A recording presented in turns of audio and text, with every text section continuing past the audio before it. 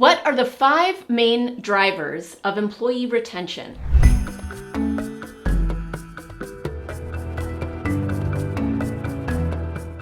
Employee retention is a top concern for most organizations today. Coming into the post-pandemic world and coming out of the Great Resignation, organizations are worried about employee retention and ensuring that their employees stay with the organization for the long haul. By the end of this video, you're going to learn the 5 main drivers of employee retention and how you can ensure that your employees stay with your organization. It is feeling harder and harder to keep our employees happy at work, engaged in the work that they're doing, and with our companies. They're more and more interested in finding out other opportunities that are out there. Interestingly, a recent study out of UKG showed that 43% of employees who left their job during the pandemic say that they were better off before they had left their job. So one of the ways that you can ensure that you retain your employees is to adopt a better workplace culture. Workplace culture is key to employee fulfillment. Those leaders who think that culture is a woo-woo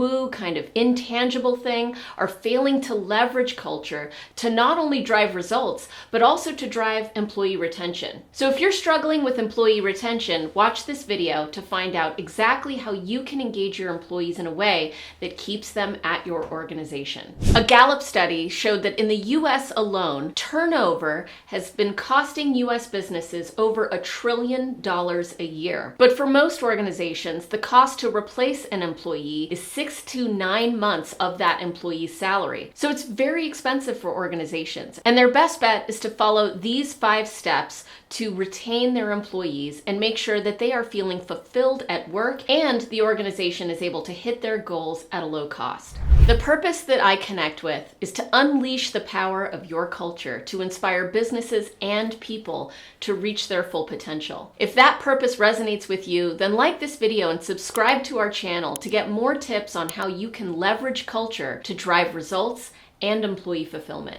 Different organizations use different tips and tricks to try and retain their companies, and some are more successful than others. One Silicon Valley tech company seems to have figured this out. Location Labs has a 95% retention rate of their employees, and not only that, they've never laid off an employee. They owe their success to 5 things. Number 1, they pay close attention to the relationship between managers and their employees, because people, when they leave a company, say that they're not leaving the organization, they're leaving their manager. And so understanding the importance of management in making sure your employees stay with the organization is step number 1. The second thing that they do is they pay close attention to the culture of their organization. They want everyone to feel connected, but not like a family. They want to feel connected like a workplace that is high functioning, that respects employees and allows employees to feel fulfilled in the work that they're doing. It's a dangerous idea to create a workplace that feels like a family, because family members don't hold each other accountable to targets. Family members don't give each other feedback and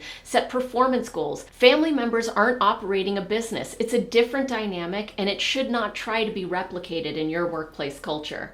And finally, they over-communicate. They give recognition to their employees when they're doing a great job, and they're frequently giving each other feedback. One Gallup study showed that organizations who give their employees frequent feedback experiences enjoy 14% higher retention rates. So that's a great example of an organization who has made this work. Now I'm going to give you the 5 steps for maximizing your employee retention and reducing turnover. So number 1, that example with Location Labs showed us that communication is key. And so when most organizations lose an employee, they have an exit interview. But the organizations who are keeping their employees fulfilled and listening to their employees' feedback have what's called a stay interview. Stay interviews are interviews that happen while the employee is still in the organization with no intention to leave. And it's a feedback opportunity for the employee to share what the manager and the organization as a whole can do better to ensure that they stay. Feedback has to go both ways. In order to nurture a feedback culture and to have employees who are open to hearing feedback about themselves, they need to know that it's safe to give feedback, and managers can role model what that looks like. Stay interviews are a great opportunity to do that. The second tool to increase retention is to provide frequent and copious amounts of recognition to the employees who are making a difference in the workplace, in the outcomes of the business, and with their peers. Recognition cannot be simply, "You're doing a great job." It needs to be specific. It needs to be based in examples. You did a great job in that project, specifically by, and then explain what they did. Now here's the trick. Even giving an example isn't enough to make recognition really impactful. The best recognition is tied to two things. One, the cultural beliefs that that behavior was reinforcing, and also the key results that that behavior will help the organization to achieve. So when you recognize an employee, you want to say, "You did a great job on X by," fill in the blank with the behavior that they exhibited, then connect it to the cultural belief that that example is nurturing or fostering, and then tie it to the key result, the metric, the measurable way in which that behavior is going to impact the bottom line, whatever that bottom line is that you're measuring. That is how to make recognition really powerful, and it also reinforces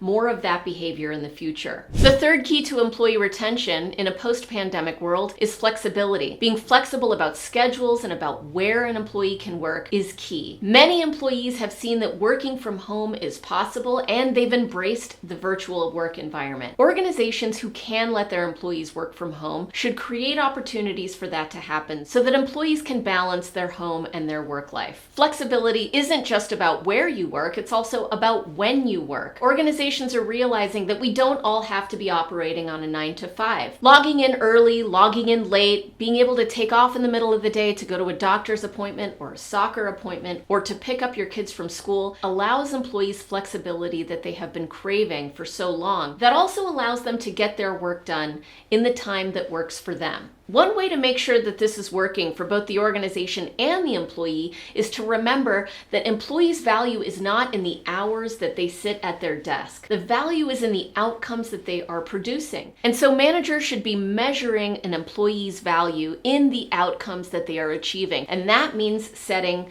measurable goals that are clear at the beginning of the quarter or the beginning of the year, and employees know what is expected of them. If they are achieving the goals, it should not matter how many hours or when they're sitting at their desk, unless of course there are meetings that need to be had.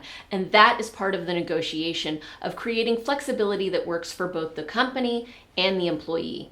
The fourth tool for ensuring employee retention is creating opportunities for career development. According to McKinsey, 41% of employees who resign do so because they felt that there was a lack of career development opportunities for them at that organization. In my own experience at Oracle, when we did our employee engagement surveys, we found that career development was the number one most important value for our employees, regardless of their job level and regardless of the generation that they were in. So career development and the hope for a future of advancement within your organization is critical for employee retention. And finally, the fifth tool for employee retention is to be intentional about your employee experience. The employee experience is like the journey that they go on when they engage with any organization. That journey begins in the recruiting process when they meet with that first recruiter and the hiring manager. It continues as they join the organization and get onboarded, then get trained, then they go through their performance management, whatever that looks like, as they do the stay interviews, and eventually as they exit. All of that is the journey that an employee goes on within an organization.